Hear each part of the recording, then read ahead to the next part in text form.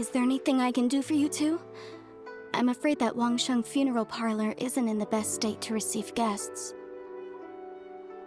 We've come to see Zhongli. Could you please tell him we're here? Unfortunately, Zhongli isn't here at the moment. It seems he went to Northland Bank. Doesn't the Northland Bank belong to the Fatui? Last time we saw Zhongli was before we went to the Golden House. Do you think he doesn't know about the attack on Liyue? Visiting the Fatui at a time like this could only mean more trouble. We had better go and make sure that everything is okay.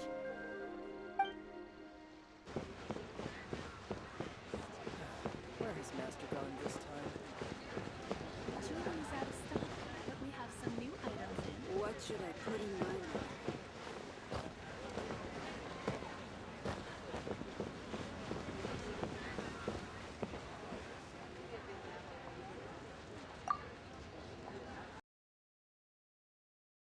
You call this cooperation between Harbingers? Cooperation involves communication, you know. Don't take it to heart, child. Besides, aren't you happy that you got to skip the formalities and bring chaos to the land? I'm sure you must have enjoyed that. Oh, it seems that some of your friends have arrived. Hey, it's Zhongli and Child. And you! You're also one of the Harbingers? It's you two. I believe we've met once before. In the city of Bards, was it? I'm glad you still remember my name. Ah, right.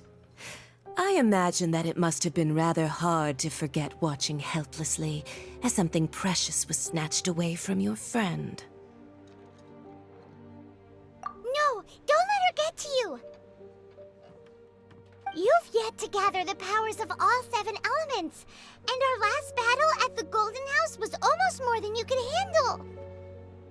So it might be best to keep things peaceful this time, seeing that 2 of the Harbingers are here. Well, if it isn't you two. This is our first time seeing each other since Liyue was nearly wiped off the map. This is certainly a bit awkward, wouldn't you say? Paimon knew that we should never have trusted a Fatui Harbinger. Oh, now don't say that. Sure, I may have misled you, but I never had anything against you personally. Besides, I thought we were getting along quite well together, didn't you? Except for that little tussle we had at the end. Nothing personal. We just have different views, that's all. Of course, you may very well hold this against me, but that's up to you. The real deceivers here are Senora and Zhongli. Curse them for leading me on. So actually, I think...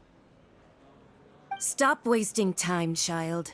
There'll be plenty of time to chat once I'm through here. You remember the agreement, Morax. Now, if you would be so kind. The Gnosis, please.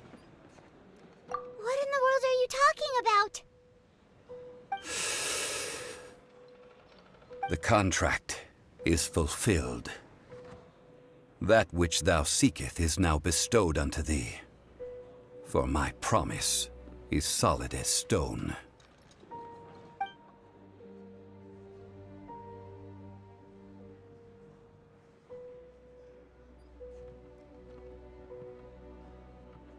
How sanctimonious.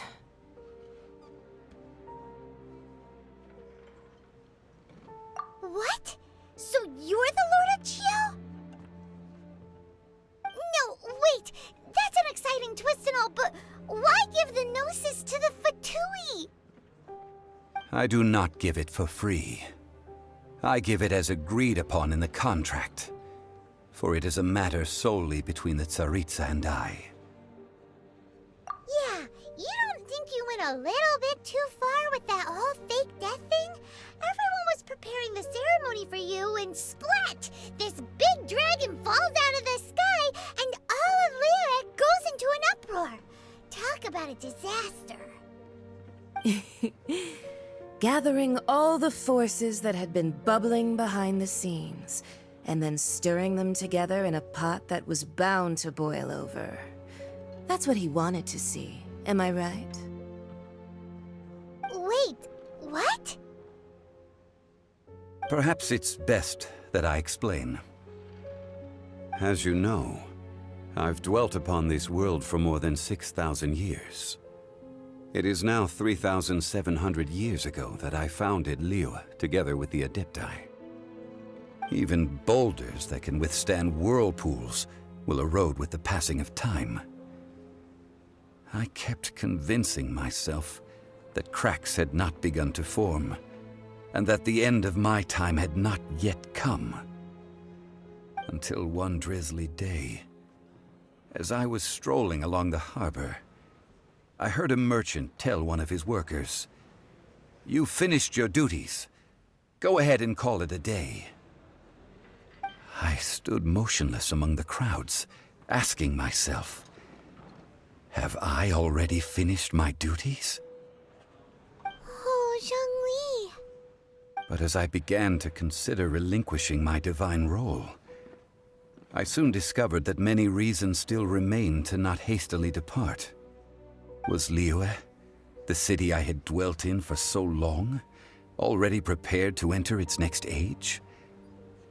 I decided that a test was needed in order to reveal the answer. So I feigned my own death, and gathered the cast of Child, the Adepti, and the Liyue Qixing to play their roles together on the stage that was Liyue.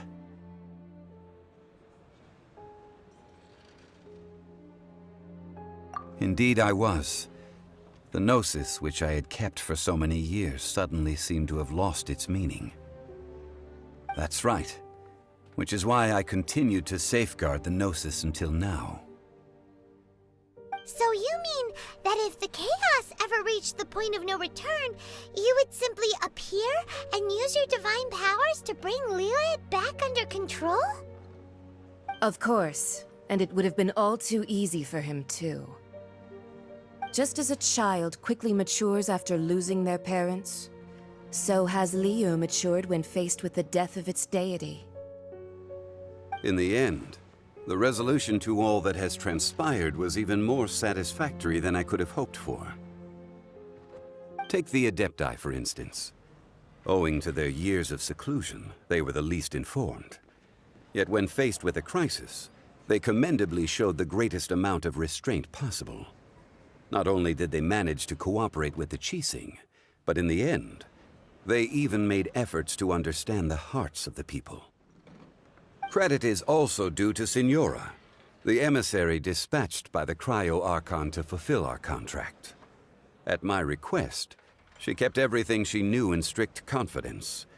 This despite the eavesdropping ears of her colleague, Child. This meant I could remain as Zhongli, even having the chance to fulfill the age-old traditions of Liyue in this mortal form. Thank you for joining me on this journey, Traveler. All of these things turned out as I had planned. There is only one thing that I had not anticipated, and that was the conduct of the Liyue Qixing. I had expected them to do no more than the Adepti, to come to the defense of Liyue. But when all was said and done, they seized the opportunity to supplant Liyue's divine protectors, and used the subsequent power vacuum left by my death to quickly gain complete control of Liyue. Huh? That doesn't sound good at all. On the contrary, I think it is excellent. I had always feared that it was too soon for them to take over from me. And it was also that which I longed for the most. As such, this is the best parting gift anyone could have given this god of old. Hey, what about me? Doesn't anyone feel the least bit of remorse for deceiving me? You've practically kept me in the dark. I think that thanks would be more appropriate. You certainly played no small part in all of this, wreaking havoc and turning the city upside down. The Lord of Geo ought to thank you for your performance, if anything. If you hadn't created the pressure of a battle between mortals, adepti, and a god, the lump of coal resting in the hands of the Geo-Archon, Liu, would never have been able to become a dazzling diamond of a city. Huh? Just whose side are you on, mocking me like that? Are you itching for a fight? Be that as it may, you've come out of this as the hero of Liyue. I, on the other hand, will be forever prescribed as a disturber of the peace, no? Well then, with the Gnosis in my possession, I have no use for such idle chatter. We should return to Zapolyarny Palace and seek an audience with Her Majesty, the Tsaritsa. Come, child. Ah, fine. I'll meet you there later. I'm not sharing a boat with the likes of you. Do as you wish.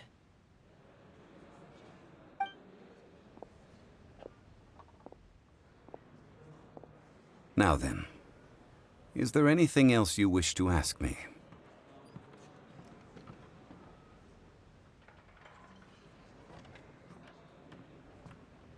Right! As Zhongli always told us, a good trade is a fair trade. Paimon has no idea what could be a good trade for a Gnosis. Realistically speaking, there is no such thing. Huh? However, I am the god of contracts. For thousands of years, I have made countless contracts. If the deal was of no benefit, then I certainly would not be inclined to agree to it. My agreement with the Cryo-Archon will be the last of my contracts as the Geo-Archon. My contract to end all contracts. As for the bargaining chip that the Tsaritsa used to balance the scales, uncover that answer for yourself in your future journeys.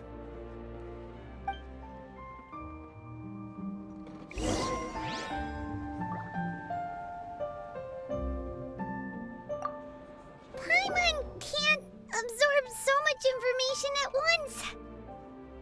So, Zhongli, what sort of contract did you sign with the Cryo-Archon? Paimon's so curious.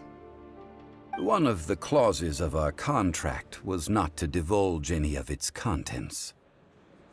Ugh, you're so petty. Leo leave pavilion.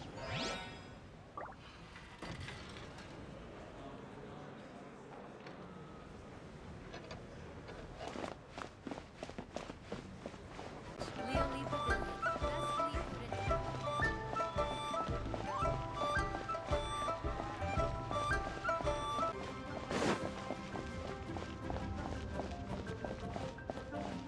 Oh, well, since we're going through with this rite of parting, I guess it means that those rumors hit the nail on the head. So Rex Lapis is really... But they didn't catch the culprit, did they? Oh, come on. Do you think that the assassin could have been a normal person? You know what I think. I don't think any of the gossip on the streets you hear from those shady types is worth anything.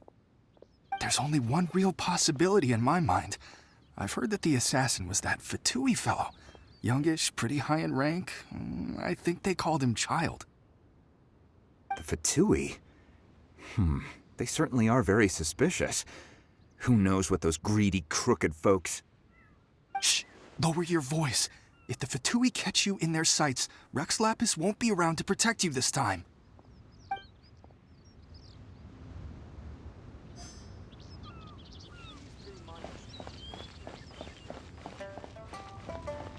You know that god from the ocean couldn't have just shown up out of nowhere.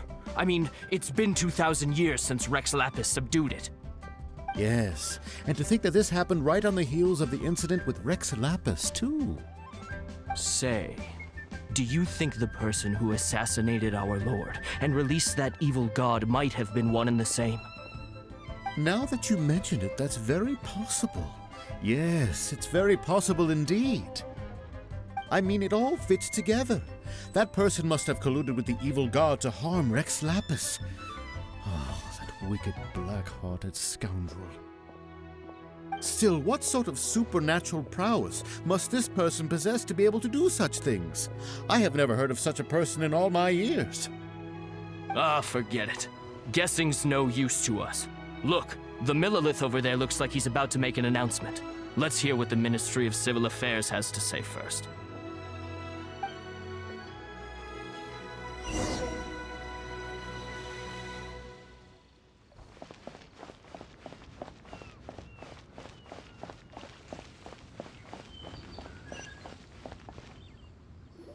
Hear ye all, the Chising's words. Though a dragon soars ageless as the mountains, it too must return to dust. This is common knowledge. Gods and Adepti live glorious lives, but both light and shadow have their season. So too must they face divinely appointed trials. Rumors and hearsay abound on the streets that Rex Lapis was murdered. Now, let the truth be revealed. Having been thwarted in his trial, Rex Lapis's soul has recouped the celestial heights. He beseeches the people of Liyue to grieve not and to let not their hearts be saddened. Nor are they to believe street-born rumors or indulge in baseless speculation.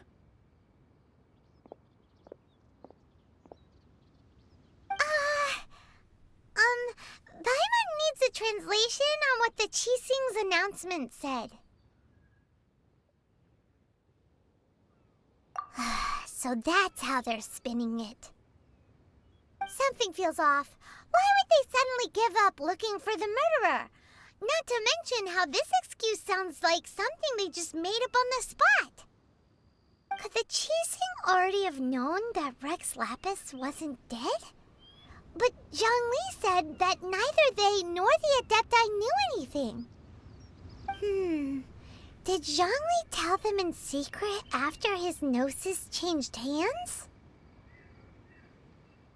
Exactly, right? Ooh, seems like the rite of parting has been going on for a while now. Let's go have a look.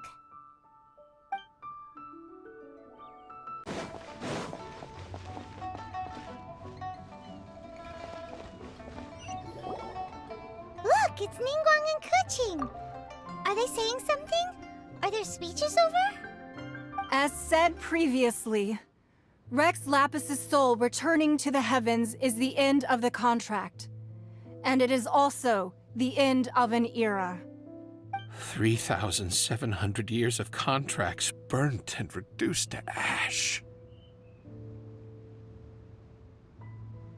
We, the people of Liyue, were indeed prosperous. But blinded by our prosperity, we forgot that time can be pitiless. The long, unending dream of our Archon walking among us. Now that we have awoken from our dream, we must learn to say farewell. Will you stand with us as we re-establish our contracts? As we build a new age of prosperity? So concludes the words of Her Eminence the Tianquan. Does Her Eminence the Yuheng have anything to add?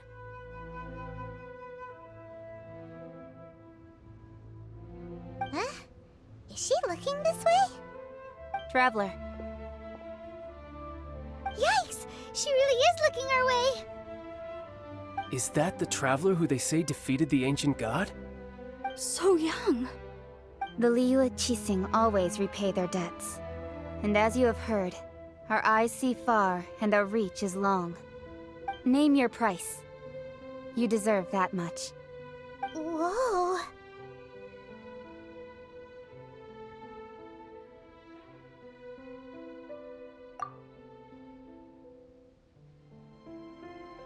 Well, could you help me put up some missing person posters?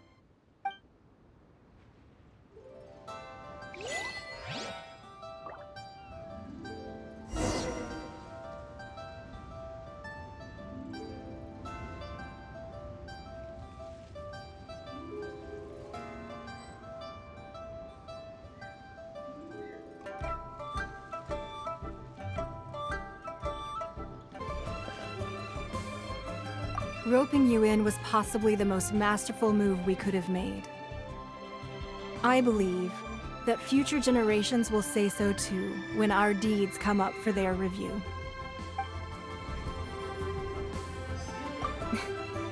Why, you? Were you just trying to look cool earlier, or are you really that selfless? If you were looking for someone, you could have just told me that in private.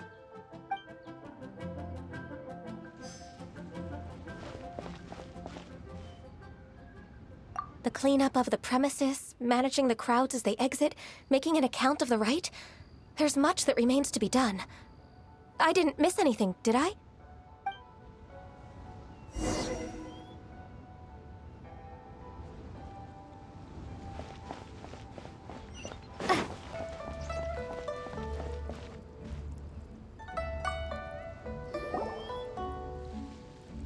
Hey, Zhongli! Look at this. Everyone in Liyue is caught up in their emotions, thinking that they'll never see Rex Lapis again.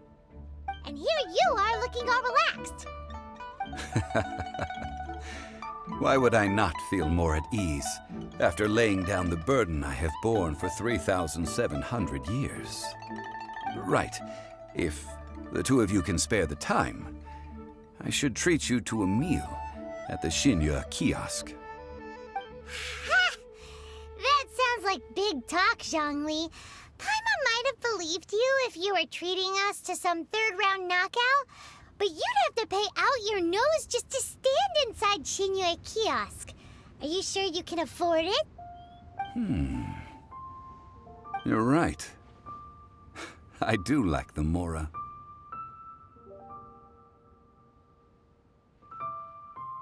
As the Rex Lapis Morax, I can easily create Mora. But since I have chosen to walk this earth as the mortal Zhongli, I should abide by the same rules that mortals do. When I was journeying with you, though I still had the Gnosis in hand, I knew that I must soon retire from my role as an Archon, so I had to rehearse a little for my new life. Oh, no wonder! Paimon gets it now. You didn't look at the price tags when we were spending because you've never had to. But since you weren't used to not being able to just make more Mora as and when you wanted to, you had to try becoming a parasite to society who lives off of other people's credit. Well, we were only spending Fatui money. You don't have to say it like that. In the City of Commerce, we do not merely exchange money or goods. We also exchange knowledge, memories, and foresight, as well as positions, roles, and lives. The Archon Morax could never experience life as the true mortal Zhongli could, no matter how many times he descended to be with his people. I must thank you for that. I will treasure the memories that I made as Zhongli, traveling the streets of Liyue with you. That is true, but there is no journey that does not end. No meetings without partings. Paimon thinks that we should make a move and continue our search for the Seven. I fear that continuing your journey may be difficult. The nation that neighbors Liyue by sea, Inazuma, is presently closed. The Electro-Archon Ball. And just as the people of Liyue preferred to call me Rex Lapis, she too goes by another name among locals in Inazuma. Paimon thinks we've heard that one before. Raiden? That is the case. And since Raiden is also the Shogun of Inazuma, people call her the Raiden Shogun. That said, though people at the wharf were saying that the situation in Inazuma is very tense, Paimon doesn't remember that always being the case. It wasn't that bad last year. Zhongli, since you're Rex Lapis, shouldn't you know something about what's happening there? Just how did Inazuma become a closed nation? It's because of visions. Visions? When faced with circumstances beyond their control, humans often bemoan their lack of power. But if a person shows true strength of will at a desperate and fateful moment in their life, the gods will look upon them with favor. This is what visions are. Magical foci bestowed upon those who have been acknowledged by the gods. Uh-huh. That's how people in Teyvat see it. But starting from last year, the Raiden Shogun began promulgating the Vision Hunt Decree. Vision Hunt Decree? Yes. It was an order to seize all visions within Inazuma's borders, and to inlay them upon the hands of the statue of the omnipresent god. They want to seize visions. But why? Aren't visions blessings from the gods? I should think that in the Raiden Shogun's eyes, it is precisely because they are divine blessings that they should be under the sole dominion of divinity. Whoa, that's harsh. The Anemo Archon is the god of freedom, and the Geo Archon is the god of contracts. For her part, the Raiden Shogun is the god of eternity. It seems as though she has finally decided to eliminate any unstable elements that could pose a threat to her eternal realm. The fact that even I, the oldest of the seven, have now passed away, will only strengthen her resolve to pursue eternity. Knowing her, she must have again quoted that adage she is most fond of when proclaiming that decree to her people. 7 ideals for 7 gods, and of these, eternity is nearest unto the heavenly principles. All right then. Was there anything else you wish to know?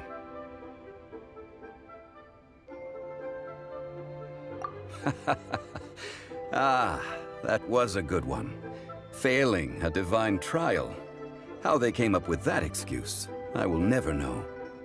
That said, the reason why the Qixing were so eager to resolve the incident and stop pursuing the culprit was indeed because they received news in secret that Rex Lapis was not dead. I hinted as much to the Adepti as well. How did I accomplish that, you ask? Have you ever heard of this particularly convenient Adepti art known as gifting dreams and visions? All right then. Was there anything else you wish to know? Yeah, about that. Before the Qixing made their announcement, we listened to a lot of people talking on the way. Most of them put the blame for everything on Child. These are indeed false accusations. But it remains undeniably true that Child did send people to the Jade Chamber to prevent the Adepti and the Qixing from defeating the ancient god. I've heard that Ningguang is busy milking that for all it's worth on the foreign relations front at the moment, browbeating the envoys of the Fatui. Ha! Those poor Snezhnayan diplomats. If it were not for Child's exalted position as a harbinger, I'm certain that they would have shifted all the blame to him and called for his dismissal by now. All right then. Was there anything else you wish to know? The time of the Adepti has long passed. If even the Liyue Qixing don't want to face that truth, then what future is there for Liyue? Kuching is absolutely right in saying this. Now, though I did laud Ningguang's desire for power, believing this to be a good thing, and thought as a matter of course that she must have been behind the Qixing's plan to take governing power over Liyue from the hands of the gods and Adepti, could the original person who brought up the idea of seizing power have been... All right then. Was there anything else you wish to know? That's right. Zhongli, now that you don't have your gnosis, what's going to happen to all the Mora in Teyvat? Since Morax is dead, are they all just gonna disappear? Also, isn't the Golden House the only mint in the entire continent? Will it even continue to work? The Mora present now will not vanish. But the Golden House will indeed have to cease operations for a lengthy period of time, since creating Mora requires the use of the Geo Archon's power.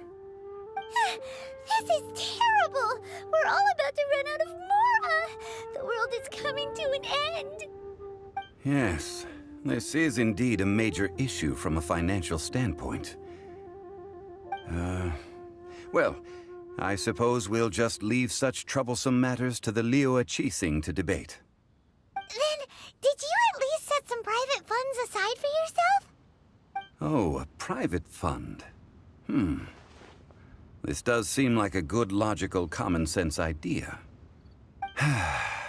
It's a shame. What's a shame? It's a shame that I didn't think of it at the time. All right then. Was there anything else you wish to know? Well then, I suppose you'll have to find a way to get inside this closed nation. Have patience. I suspect that some serendipity must first come into play.